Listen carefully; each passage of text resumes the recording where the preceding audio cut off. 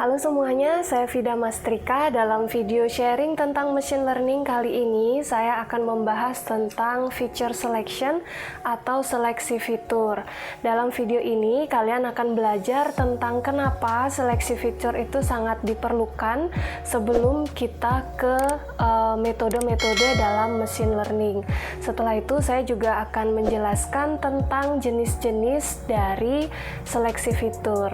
Untuk perhitungan detail tentang bagaimana jalannya seleksi fitur, saya punya video-video lainnya yang bisa kalian cek linknya di description box. Oke, langsung kita lanjut ke materi.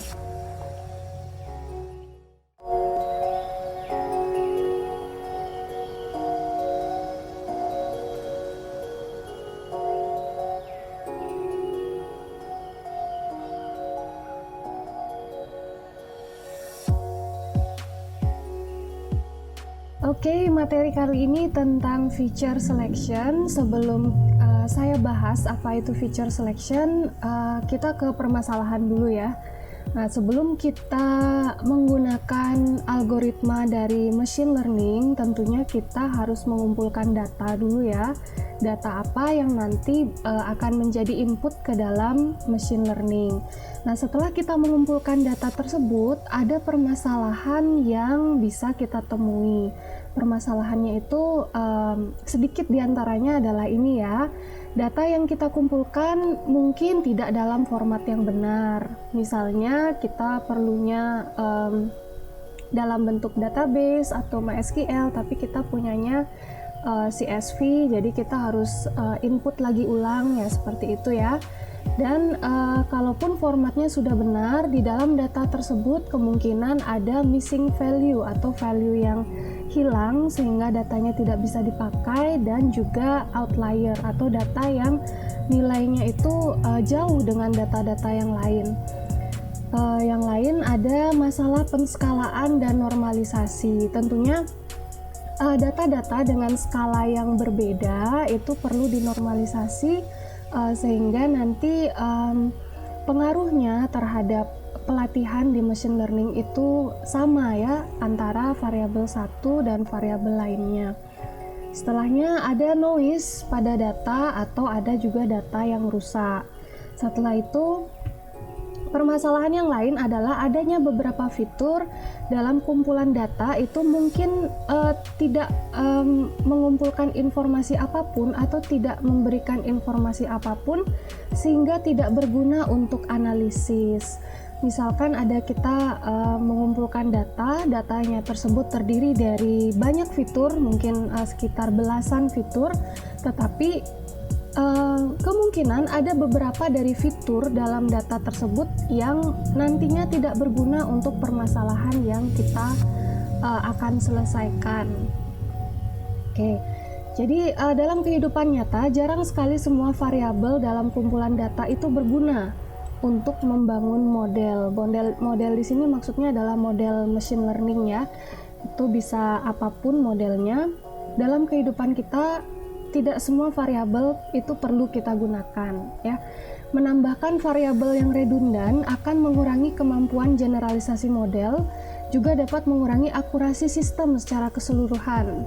Oke, selanjutnya menambahkan lebih banyak variabel ke model itu meningkatkan kompleksitas model secara keseluruhan. Jadi ini adalah permasalahannya, datanya bisa bermasalah, dan kalau kita pakai semua fiturnya itu juga bisa menjadi masalah dalam machine learning-nya. Maka dari itu, karena tidak semua fitur itu harus kita pakai di dalam membangun model dalam machine learning, kita perlu yang namanya seleksi fitur ya. Jadi ini seleksi fitur ini adalah metode pemilihan fitur yang dimaksudkan untuk mengurangi jumlah variabel input ya. Jadi nanti di dalam machine learning, variabel yang kita gunakan itu adalah yang berguna saja untuk masalah atau output target yang kita harapkan ya. Jadi fitur mana yang kita hilangkan itu adalah fitur yang tidak relevan, berlebihan atau redundan, atau menyebabkan noise pada data ya. Itu adalah fitur yang kita hilangkan. Oke, di sini ada dua istilah. Apakah feature selection sama dengan feature extraction? Oke, coba kalian renungkan dulu. Kira-kira apa itu feature extraction? Kalau feature selection sudah saya jelaskan tadi ya. Apakah ini sama atau tidak? Oke, sebenarnya feature extraction dengan feature selection itu berbeda ya. Ekstraksi fitur itu adalah proses untuk mengekstrak atau mengeluarkan fitur-fitur yang berupa angka-angka gitu biasanya ya dari sebuah data mentah. Sehingga nanti fitur tersebut bisa menjadi input ke algoritma pembelajaran mesin. Oke. Sedangkan pemilihan fitur atau feature extraction itu adalah memilih fitur yang sudah diekstrak sehingga nanti fitur yang masuk ke dalam algoritma machine learning itu tidak berlebihan ya. Jadi kalau ekstraksi itu adalah mengeluarkan fiturnya dari data mentah.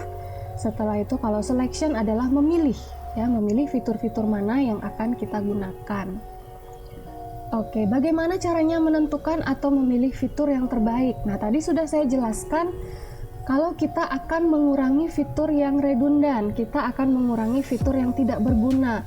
Oke, gimana caranya kita menentukan bahwa fitur itu berguna atau tidak? Oke, kalau kalian sudah melihat data atau pernah mencoba machine learning dan memberikan input pada machine learning tersebut, kira-kira apa yang menjadi acuan kalian untuk menentukan fitur mana yang paling baik atau paling berpengaruh? Apakah kalian akan brute force? Jadi kalian mengevaluasi semua kemungkinan kombinasi fitur input dan akhirnya kalian menggunakan subset terbaik dari hasil brute force tersebut. Nah, tentunya ini bisa menjadi jawaban ya. Tapi biaya komputasi untuk pencarian tersebut sangat tinggi. Misalnya ada 5 fitur ya, kalian mencoba semua kombinasinya. Apakah semuanya dipakai?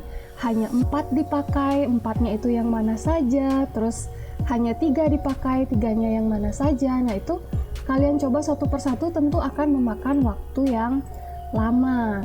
Jadi disinilah muncul teknik-teknik dari seleksi fitur.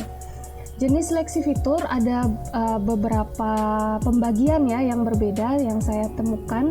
Ada yang membagi menjadi supervised dan unsupervised. Arti supervised dan unsupervised di sini sama dengan pengertian supervised dan unsupervised pada machine learning. Yang supervised itu untuk data yang ada labelnya dan fitur dipilih berdasarkan variabel targetnya. Contohnya, jadi kita bisa memilih fitur yang menurut kita nanti tidak relevan untuk menentukan variabel nilai dari variabel targetnya. Kalau unsupervised itu untuk data yang tidak berlabel dan fitur tidak dipilih berdasarkan variabel targetnya. Jadi kita bisa memilih fitur yang redundan atau berlebihan ya. Selanjutnya ada juga yang membagi cara-cara seleksi fitur ke dalam beberapa metode. Ada 3 di sini yang akan saya jelaskan. Ada filter method, ada wrapper method, ada juga rekursif ya, rekursif method. Yang pertama ke filter method dulu. Filter method ini mengambil properti intrinsik dari fitur yang diukur melalui statistik. Jadi yang difilter ini kita akan memakai rumus-rumus statistika untuk menghitung apakah fitur ini relevan atau tidak ya. Biasanya yang dihitung adalah korelasi. Korelasi adalah keterkaitan antara fitur tersebut dengan variabel hasilnya ya. Alurnya adalah secara umum seperti ini. Pertama kita punya fitur dulu, semua fitur ada di sini. Setelah itu kita memilih subset yang paling baik dengan beberapa metode dari salah satu metode dari filter method ini. Setelah itu, setelah kita memilih, kita tahu itu subset yang terbaik, baru masuk ke learning algorithmnya atau masuk ke algoritma machine learningnya. Setelah itu baru kita hitung performance-nya. Oke, itu sedikit tentang filter method. Untuk jenis-jenisnya itu ada, ada ini ya, Pearson's Correlation, chi-square, ada LDA, dan ada ANOVA. Pada saat saya membuat video ini sekarang, saya sudah berencana untuk membuat video tentang Pearson Correlation dan chi-square. Nanti kalian bisa cari link videonya di description box ya. Untuk yang LDA dan ANOVA, nanti kalau saya ada waktu akan saya buatkan videonya lagi ya. Perbedaannya di sini, kapan kita pakai Pearson Correlation? Kalau feature atau responsnya itu sama-sama adalah continuous ya. Sama-sama adalah continuous. Ini continuous dan ini continuous, kita pakai Pearson Correlation. Kapan kita pakai chi-square? Itu saat feature dan responnya itu sama-sama kategorikal ya, seperti itu. Jadi itu adalah contoh dari fitur filter methods. Dan sekarang selanjutnya ada wrapper methods. Nah, wrapper methods ini kita mencoba semua subset fitur yang mungkin dan mencoba melatih model dengan menggunakan subset fitur tersebut. Kalau tadi di filter method itu kita tidak melatih modelnya dengan subset yang kita coba ya, tapi kita menghitung secara statistik mana subset yang terbaik, langsung subsetnya itu yang kita pakai. Kalau di wrapper kita pertama punya fiturnya semua dulu, setelah itu kita coba subset tertentu, kita masukkan ke learning algorithmnya, apakah itu yang terbaik performance-nya. Kalau tidak, kita generate subset yang baru lagi, masukkan lagi ke learning algorithmnya sampai semua subsetnya tercoba gitu ya. Setelah itu baru kita tahu yang mana yang performance-nya paling baik. Nah, itu bedanya wrapper dengan filter method. Contoh untuk wrapper method ini ada 3, ada forward selection, backward elimination, dan recursive feature elimination. Untuk saat ini saya ada video tentang forward selection dan backward elimination, dan link videonya sudah ada di description box, bisa kalian cek ya. Oke, selanjutnya, nah yang terakhir itu ada embedded method. Embedded method ini sesuai dengan namanya, sudah tersisip atau tertanam di dalam algoritma pembelajaran atau pembuatan modelnya ya. Jadi kita punya set features ini di dalam mencari best subsetnya itu kita melakukan generate subsetnya. Setelah itu learning algorithm dan performance-nya jadi satu di sini. Kalau tadi performance-nya di wrapper method masih di luar ya. Kalau yang di sini sudah menjadi satu dengan learning algorithmnya, sudah ditanam di dalam sana. Jadi dalam satu selecting the best subset itu termasuk learning algorithm dan performance-nya. Contoh embedded method ini adalah lasso regularization dan ridge regression. Saat ini saya belum mempunyai video lengkap tentang ini, mungkin nanti kalau ada waktu akan saya jelaskan ya. Oke, di sini selanjutnya perbedaan dari filter dibandingkan wrapper dibandingkan dengan embedded. Kalau tadi filter ya, feature selection dan classification, di sini sesuatu yang berbeda ya. Kalau yang wrapper ini feature selection, setelah itu di dalamnya kita bisa memilih subset dan classification, dan ini berulang ya. Setelah itu, setelah kita coba di algoritmanya, kita baru bisa memilih fitur yang kita inginkan. Oke, kalau yang embedded feature selection-nya ini seperti disisipkan di dalam metode klasifikasinya.